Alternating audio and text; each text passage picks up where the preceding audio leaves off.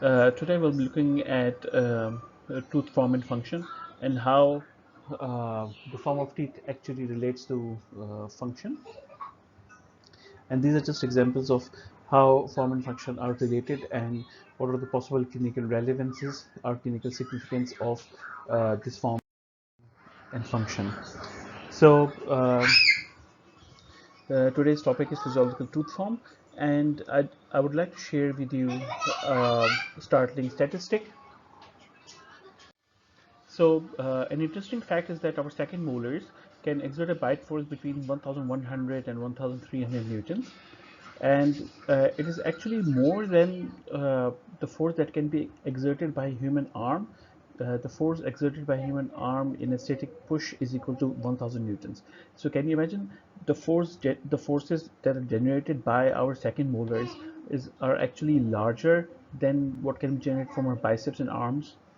So today we'll be looking at how these forces are generated and how tooth alignment and occlusion helps to generate these forces, and how the tooth form is actually related to it.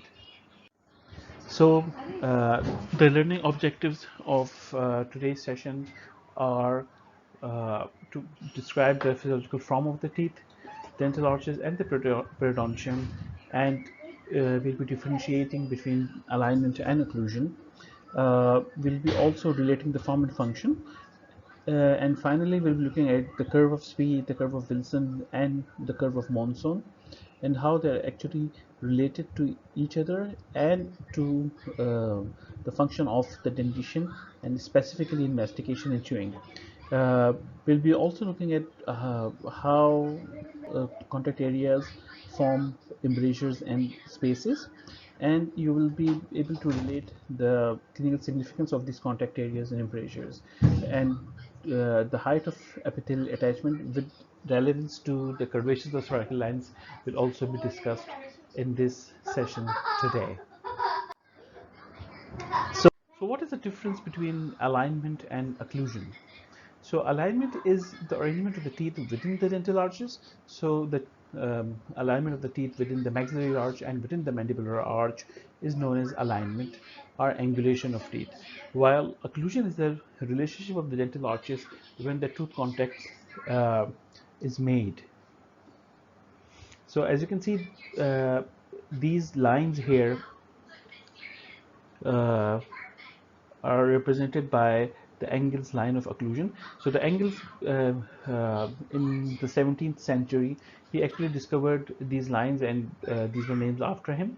The Engel's line, the maxillary arch, actually starts from the cingulum of the anterior teeth, and then it proceeds to the central fossa on the right and on the left. While in the mandibular arch, the Engel's line of occlusion start from the incisal edges of the mandibular incisor teeth, and it goes up to the tips of the buccal cusp in the posterior teeth. So these are the Engel's line of occlusion. So how is arch form related important for aesthetics and function? Humans have an elliptical shaped arch, and it is also known as a catenary curve. A catenary curve is a curve which is formed if a rope is hung between two ends, and the maxillary arch is larger as compared to the mandibular arch, and both are horseshoe shaped and they are elliptical shaped. Uh, and there are three curvatures that are seen in the maxillary arch as well as the mandibular arch. The first curvature is in the anterior region. The second curvature starts from the canine and ends in the premolar. And then we have the last or the third curvature, which is more of a straight line than a curvature, and this straighter line can be seen in the molars area. And this is the same as for the mandibular teeth. So there is more curvature on the anterior teeth, then from the canine to the premolar there is another curvature, and then a straighter line from in the mandibular posterior teeth.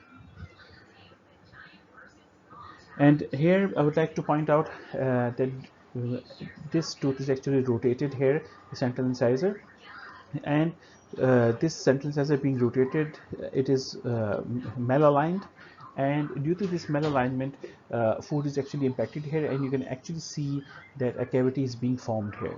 So one of the clinical significances of malalignment or improper alignment of teeth is that food can get easily impacted and lodged in between these teeth, and the self-cleansing mechanism of contact areas uh, can no longer function, and as a result caries develops.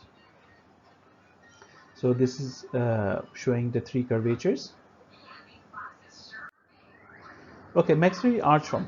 The maxillary arch form actually dominates, and it is larger in size as compared to the mandibular arch, and this is what we want to show you.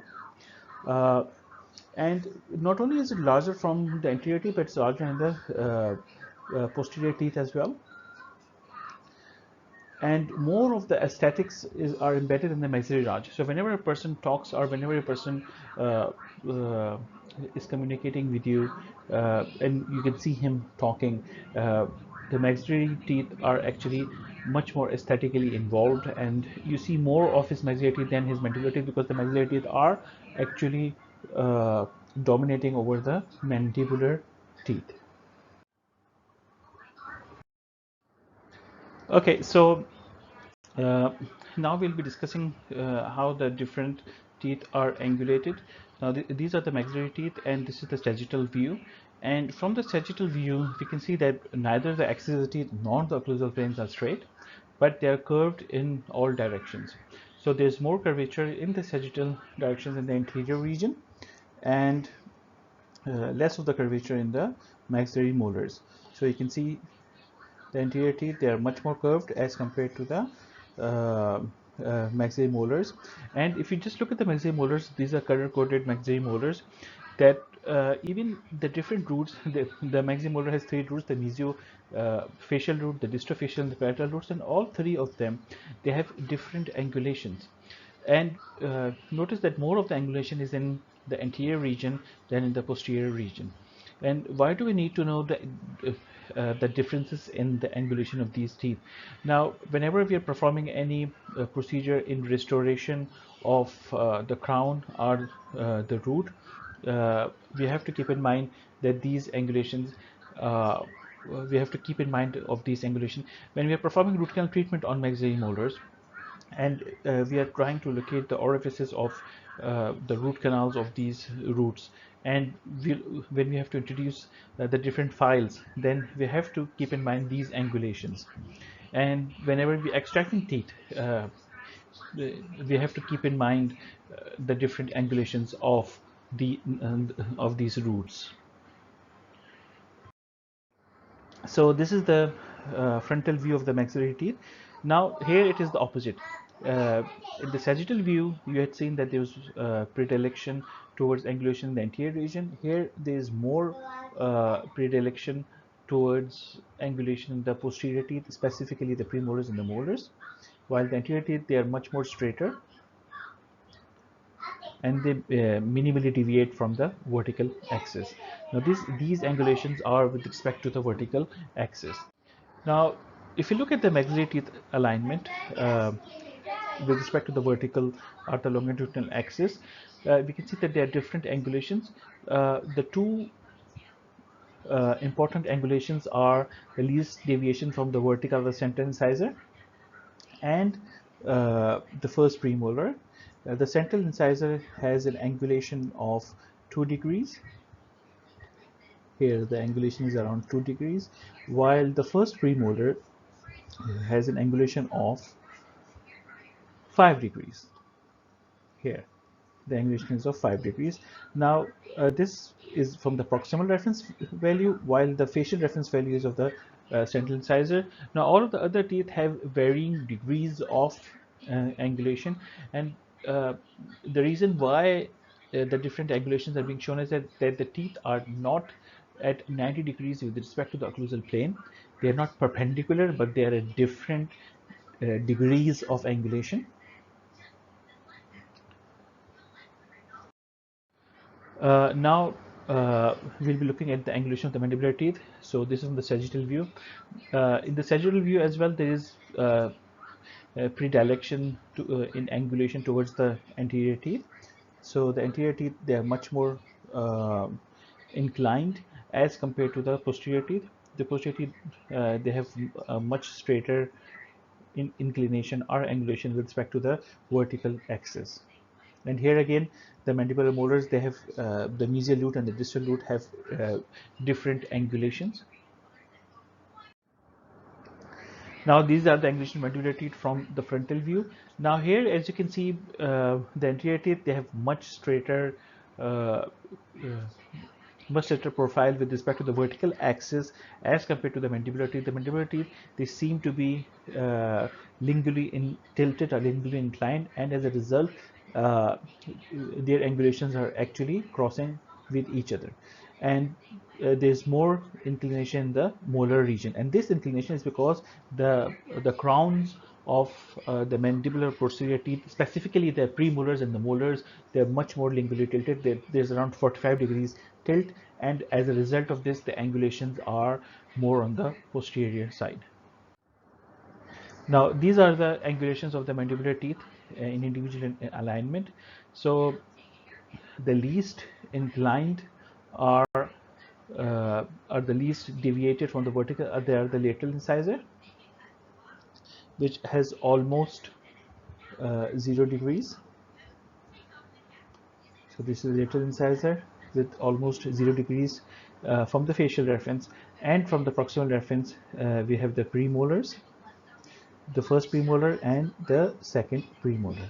Here the first premolar and the second premolar, they have the least degree of angulation. But then again, the mandibular teeth, they are at varying degrees of angulation. So we now come to the curve of Spee. Curve of Spee is actually an imaginary curve that starts from the tip of the canine, and it goes all the way back to the last facial cusp, be it the maxillary third molar or the mandibular third molar, or be it the second maxillary second or mandibular second molar. So this curvature is in the anterior posterior direction. So it's a two-dimensional curvature which is seen in the sagittal view. And the functional significance of curve of Spee is that it actually facilitates the forward or protrusive movement of the mandible, which are needed in masticatory movements. So in the maxillary arch, the curve of Spee is convex, and in the mandibular arch, the curve of Spee is concave. Although they are opposite in both the maxillary and mandibular arches, but they complement each other. They help each other in mastication and in mandibular movements. These are another example of curve of Spee. As you can see, the teeth, due to their different angulations with respect to the vertical axis, they have different curvatures, and if you see the outline of these teeth, they are at varying degrees.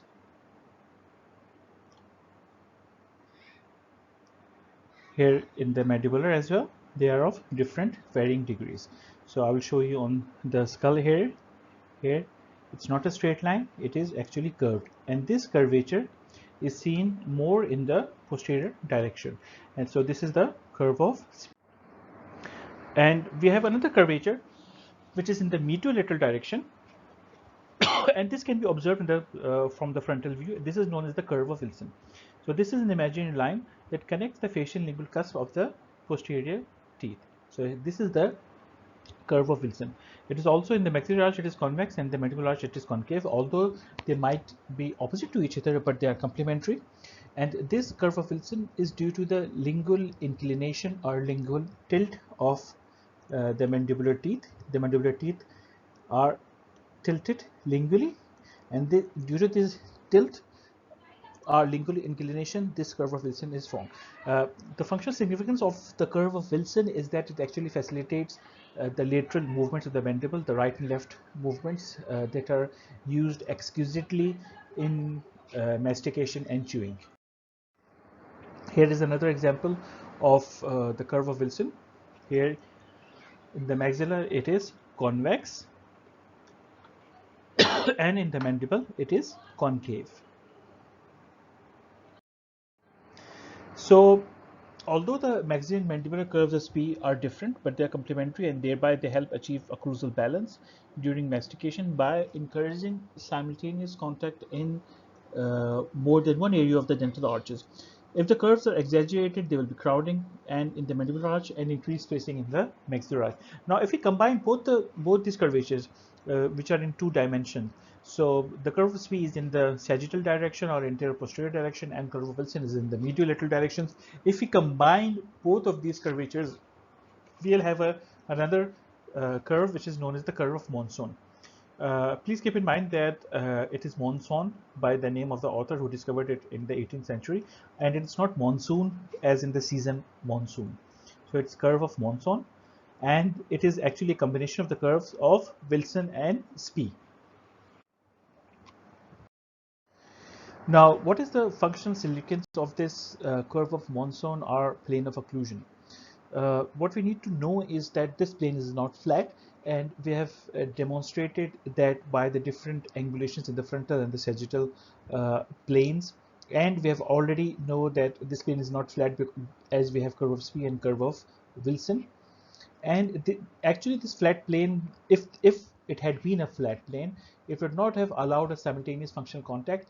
By having this in a curvature, the plane of occlusion being curved helps the tooth contacts to maximally be in contact with each other. So it actually permits maximum use of tooth contacts during function, and this function is mastication.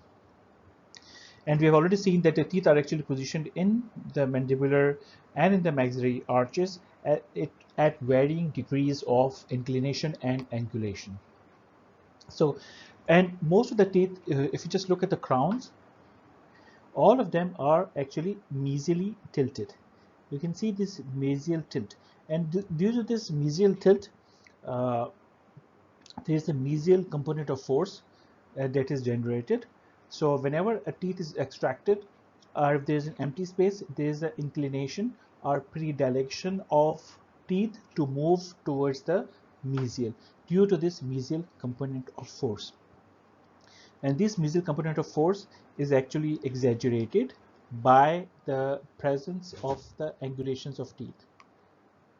So the mesial component of force is actually generated by the different angulations of the maxillary and mandibular teeth.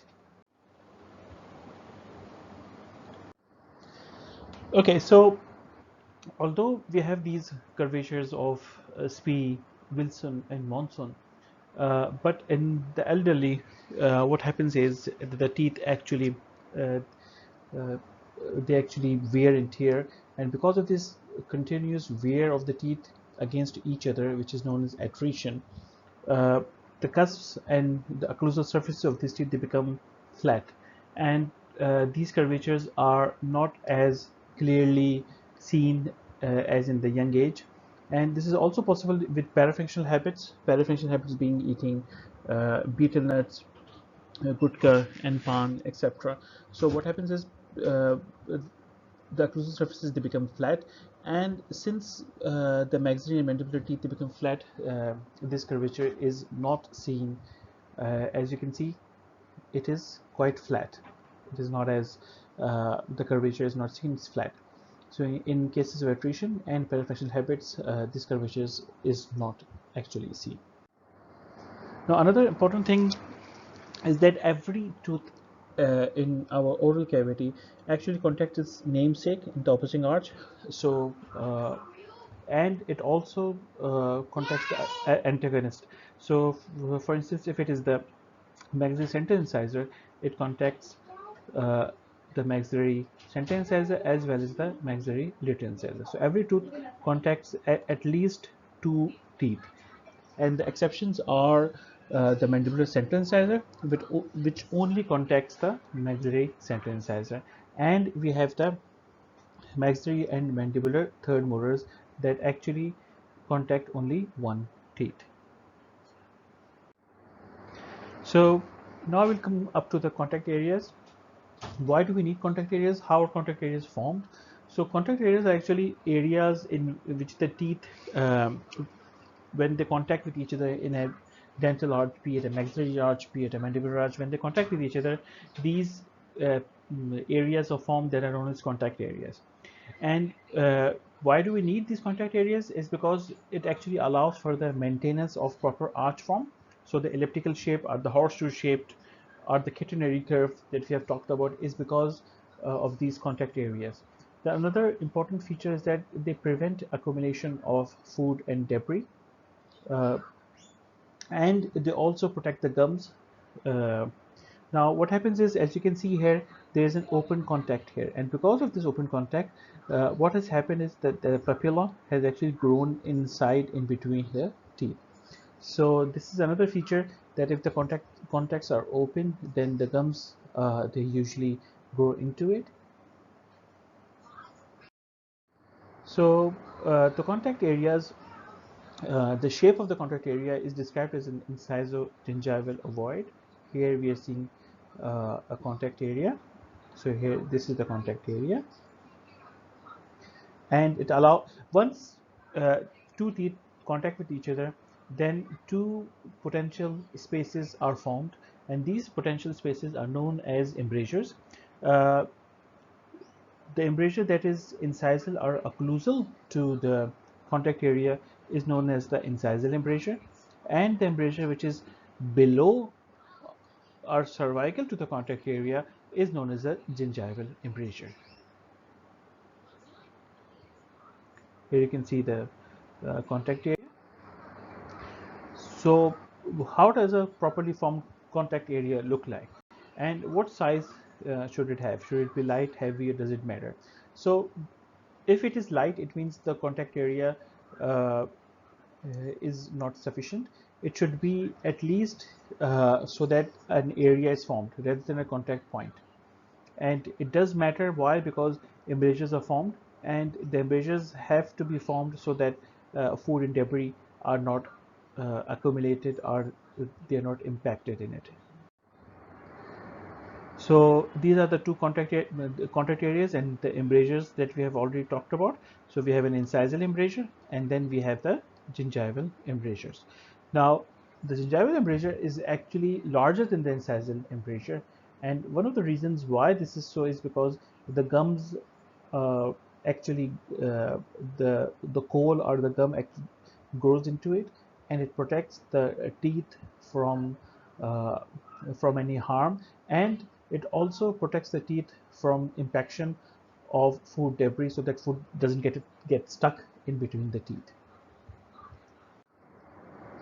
So embrasures, they're actually negative spaces, they're potential spaces between the proximal surfaces. So if you have two embrasures, one is the occlusal incisal embrasure, and the larger one is the gingival embrasure.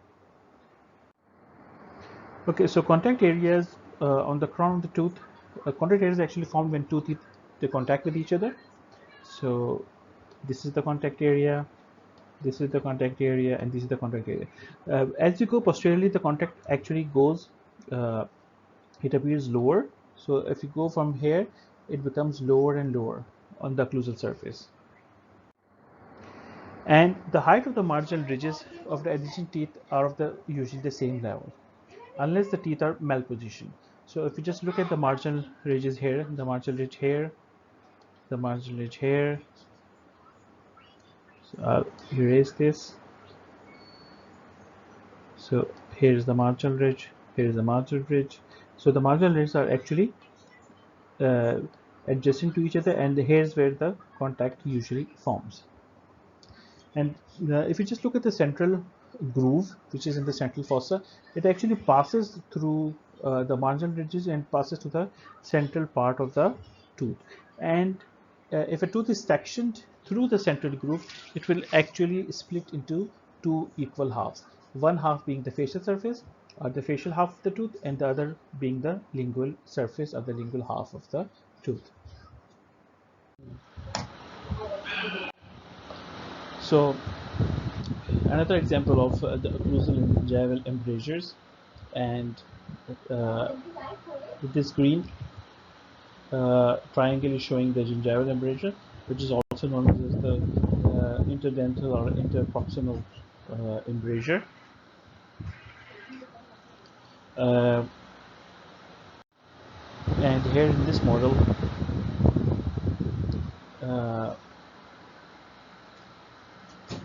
the dotted line and the triangle is showing the gingival, and here are the incisal embrasures.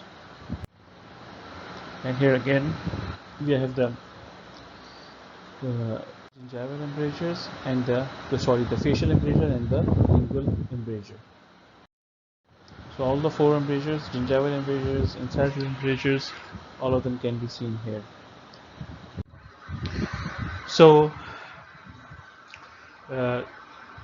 so this I have showed you that this is an open contact area and the gum has actually grown inside it to fill up the space. So in summary, the proximal contact areas, they provide for the maintenance of the proper arch form, and they prevent accumulation of food debris and impaction. And this is the occlusal view. They are located in the middle 1/3 from a facial-lingual perspective. On posterior teeth, the contacts are located slightly facial of the center, facial-lingually, and we'll be looking at it in the next slides.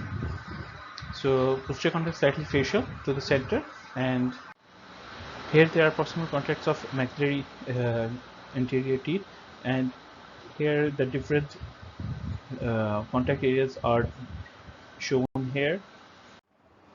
So these proximal contact areas are important from examination point of view. So if you just look at the midline, in the midline it is usually in the incisal 1/3, while in the distal of central it's at the junction of the incisal and middle 1/3. And here you can also see it's in the junction of the incisal and middle 1/3, while the distal of the canine is usually at the middle 1/3, as well as the distal of the lateral distal of the lateral also at the middle 1/3.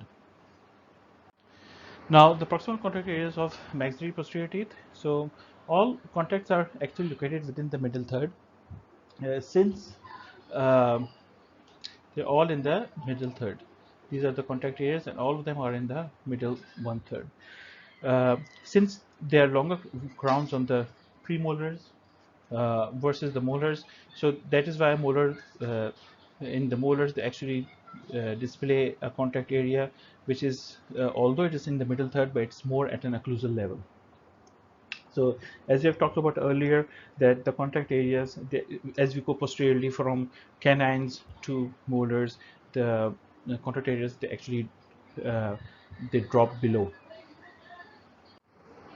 So these are the incisal perspective of maxillary anterior teeth, and here we can see the contact areas, and the contact areas are actually centered facial-lingually. So if we divide the crown facial-lingually, so contact areas are usually found within that division. So here it's also the same. So in all the maxillary teeth, the contact areas are found within, they are equidistant. It means they're at equal distance from the facial and from the lingual surface. So the proximal contact areas on the maxillary posterior teeth, they are slightly facial to a line that divides the tooth facial-lingually. So if this is a line that divides it facial-lingually, they are usually found a little bit more facial. Here as well, little bit more facial. So the contact areas are little more facial than the facial-lingual section.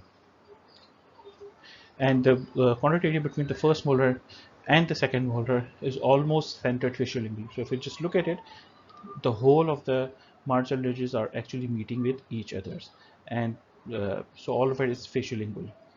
So from the whole facial-lingual perspective, we can see that the tooth is actually contacting. Now we start with the mandibular teeth and the contact areas in the mandibular teeth. In the mandibular teeth, most of them are in the incisal 1/3. Between the central incisors, it's incisal 1/3, this is also in the incisal one. That is why mandibular central incisors are considered to be bilaterally symmetrical, because the contact areas are found equidistant and they're all in the incisal 1/3. Here the lateral incisor is also in the incisal 1/3.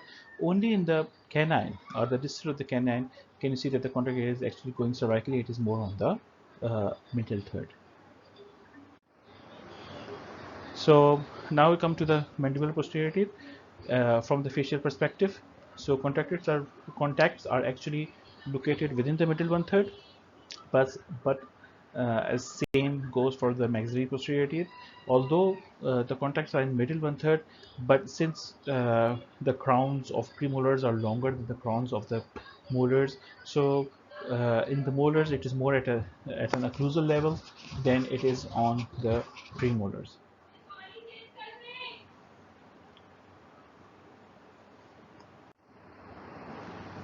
Okay, so we have mandibular posterior teeth, and this is the occlusal perspective of the contacts. So contacts are also slightly facial to the facial-lingual bisector, and in the mandibular posterior teeth, the entire contact area is formed by the distal cusp.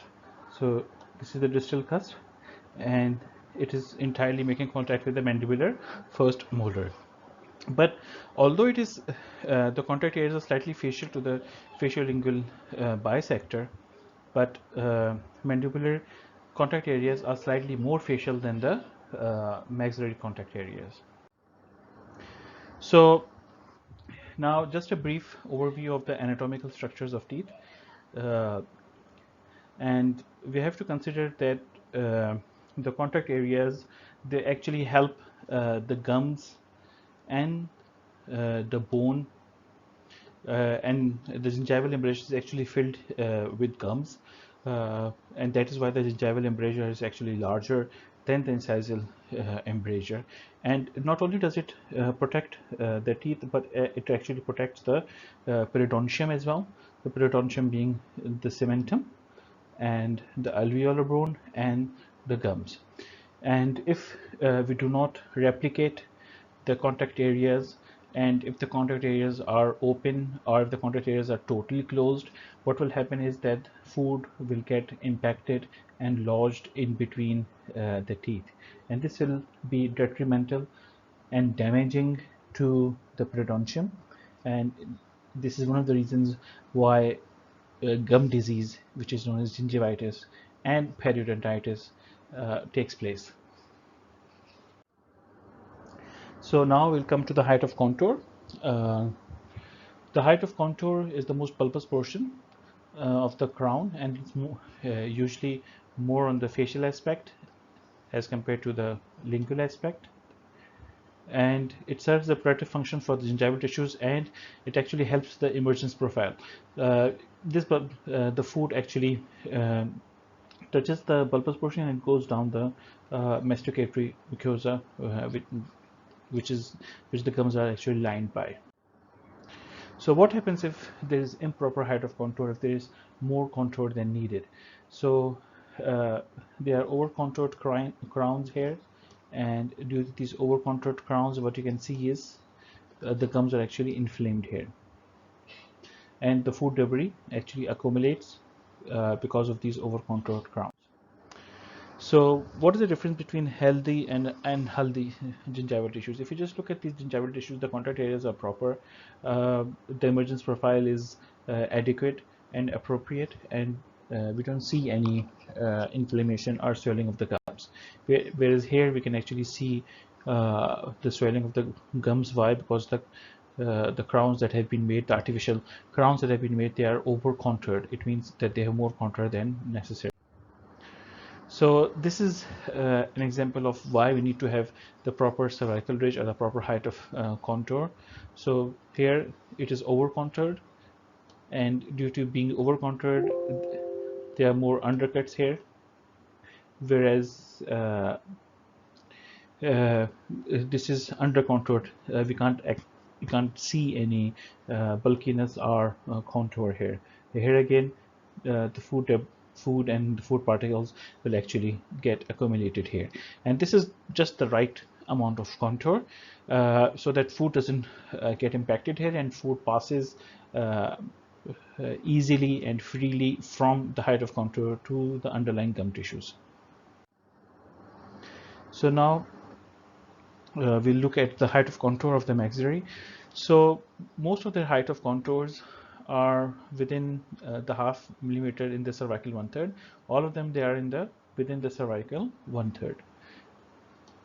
So you can see they are all in the cervical 1/3. So these are the height of contours. All of them, they are in the cervical 1/3. Now, what is height of contour? These are the measurements of the height of contour, and height of contour is the most developed point on any crown or surface. So this is the height of contour, and it's around 3.25 millimeter, and here it is around 1 and 2 millimeters.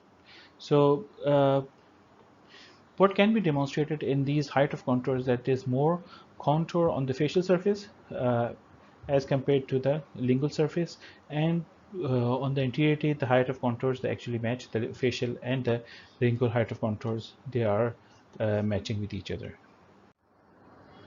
So now these are the height of contours of the mandibular teeth. All of them, they are within the cervical 1/3. They are different at different angles of height of contour, and in the mandibular molars it is usually located in the middle 1/3. So it's around in the middle 1/3, while in the mandibular premolars it's half millimeter within the cervical 1/3. And these are the comprehensive measurements of the height of contours. What do you mean by crest of curvature? So this angulation of the cervical line is known as the crest of curvature. So this, as you can see, there's more crest of curvature on the anterior teeth as compared to the crest of curvatures of the cervical line on the posterior teeth. And the last molar, you can, it's almost as if it's horizontal. The same goes for mandibular teeth. The cemental enamel junctions curves in a more coronal direction on the proximal surface, and anterior teeth have usually the most measurable crest of curvature. As you can see, the crest of curvature is more evident in the anterior teeth as compared to the posterior teeth, where it is almost horizontal. So the curvature is always greatest on the mesial aspect. So we have on the proximal aspect, we have the mesial as well as the distal aspect. The crest of curvature is always larger on the mesial aspect as compared to the distal aspect, and this difference, whether it's in the anterior teeth, whether it's on the posterior teeth, is 1 millimeter. So the difference in the crest of curvature on the mesial aspect and on the distal aspect is around 1 millimeter, and it is always greater on the mesial aspect. So just for an example, the mesial crest of curvature at the height of contour is around 3.5 millimeters, while on the distal aspect of the same central incisor it is around 2.5 millimeters. So it is, the difference is around 1 millimeter. So there is 1 millimeter of more curvature in the cervical line of maxillary central incisor. So maxillary teeth have more height of curvature than the mandibular teeth, and there's a correlation between the height of the curvature of the cervical line, the size of the cervical and occlusal and incisal embrasures. So what happens is the height of curvatures, or the height of contour, is actually related to the cervical line. It is always a little bit more incisal or occlusal than the cervical line. Okay, so I'm just showing you where the contact areas are, and it is always above the cervical line or above the gum. Since it is above the gum, what happens is the contact areas also take place just where the height of contour is, and this actually defines the incisal, occlusal, and gingival embrasures. So all of them, they are interrelated: the cervical line, the crest of curvature, the height of contour, and the occlusal and gingival embrasures. They are all interrelated to each other, and gingival embrasures are actually dictated by the contact areas. So little bit about the gums and how the contact areas, they affect the gums. As you can see, we have a gingival sulcus here. So there's a gingival sulcus here, and there's a free gingival groove here, and this is the area which is much more susceptible, much more prone to food impaction than all the other areas. And here we don't, it is not masticatory mucosa, and it doesn't have an additional layer of pseudostratified keratinized epithelium. It is not keratinized in this area. In the gingival sulcus, in the pocket depths, in the free gingival groove, there is no keratinization, there is no extra protection, and any food that gets impacted here, it causes swelling and inflammation of the gums.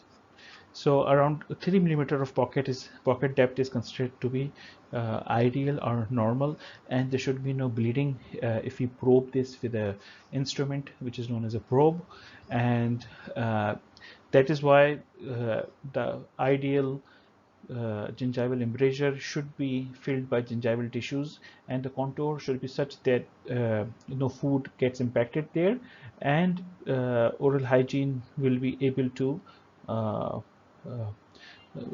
remove any plaque or calculus that gets stuck there.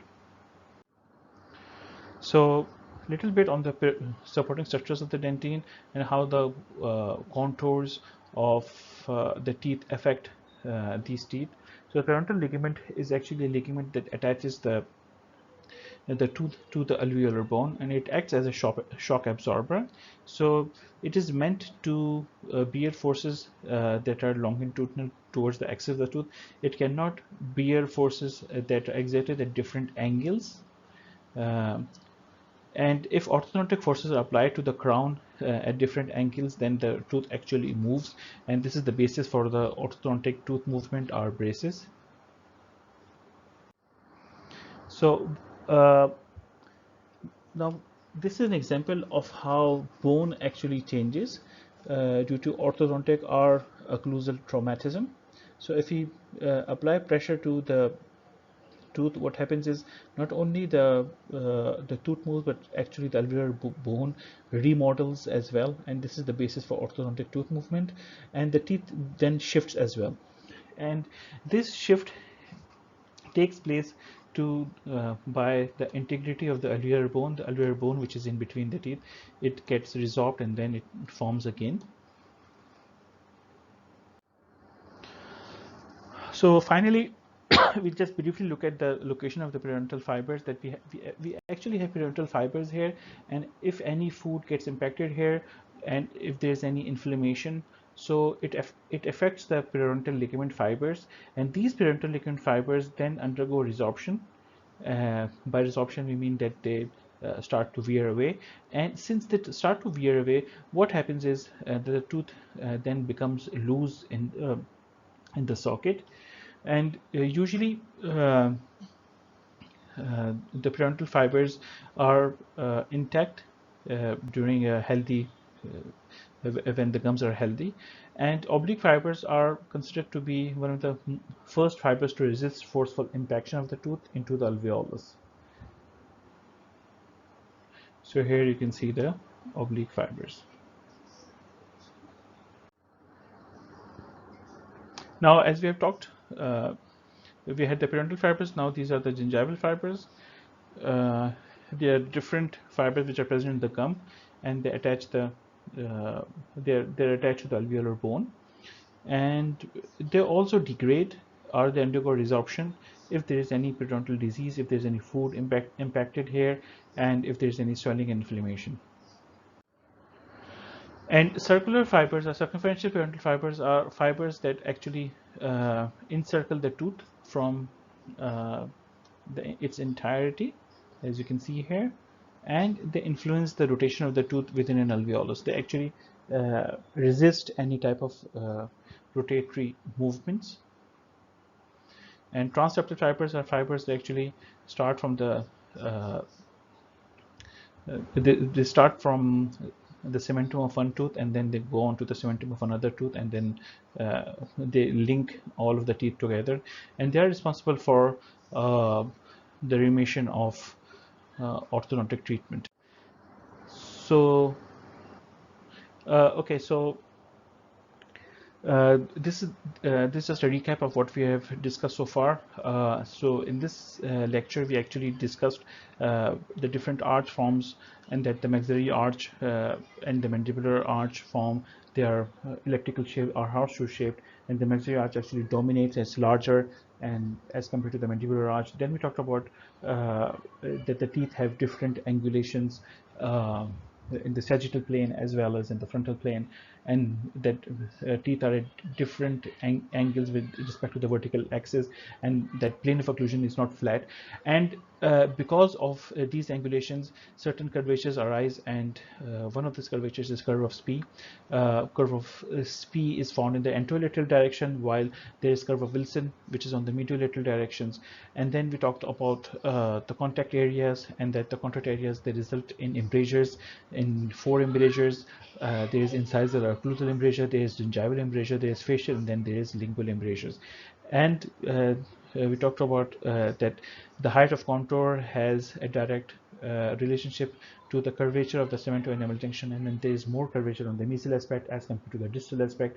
And finally, we talked about how the contact areas and the curvatures of the cemento-enamel junction and the heights of contours of the teeth have relationship with the health of the periodontal tissues and fibers. And if foods get impacted because of improper contact, or loose contact, or open contact, or if there is improper contour, then this will lead to detrimental aspects or detrimental issues of the periodontal tissues. The periodontal tissues, they start to degrade, and the fibers, they also get affected, the periodontal fibers as well as the gingival fibers that we have shown you before, and this will result in ultimate loss of the tooth.